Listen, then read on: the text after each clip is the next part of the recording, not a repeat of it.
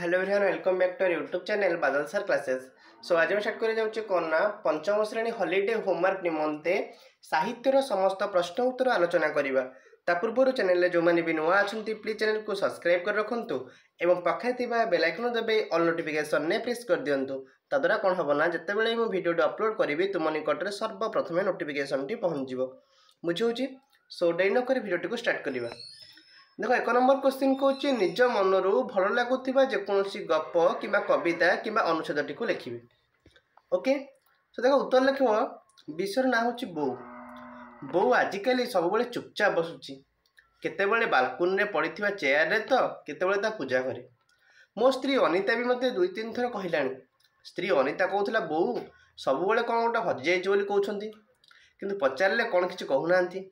Office काम tour meeting रे व्यस्त रही गोटे घरे रही बो सो बहुत कम देखा मु राति अधे घर फेरला बेलू बो शो जा और सका तरतर समय होनी बो सो दीपद कथा अनिता ठार बो कथा शुणी ठीक कली काली जमी बो सो बसबी पद दीपद कथा कथा सका सका बो रूम को गली।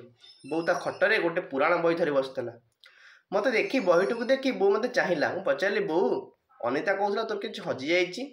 बो कहला हाँ मो पुओ हजि जाइए। सुंदर कथा बुझे। तेणु यही एक सुंदर गप यहाँ तुम लिखिपार जो जो सारांश आजिका समय पिला माने बड़ होला पर निज बापा माँ को जो भूली जाऊा कथा जो एथरे माँ टी कहूँ मो पुओ आजिकल हजि जाइए घरे थी नथिला भाया अवस्था तार होइछि। तेणु ये सुंदर गपटी तुमने लिखिपार।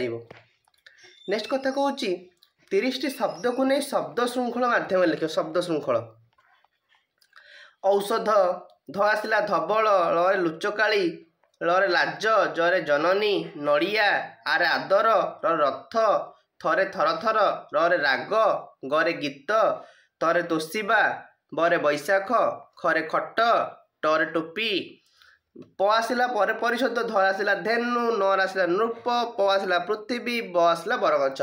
या पर तुम मैंने आहरी बहुत किसी लिखिपार बुझीपारुच।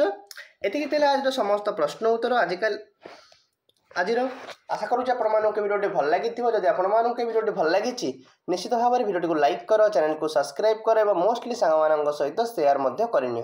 Thank you so much.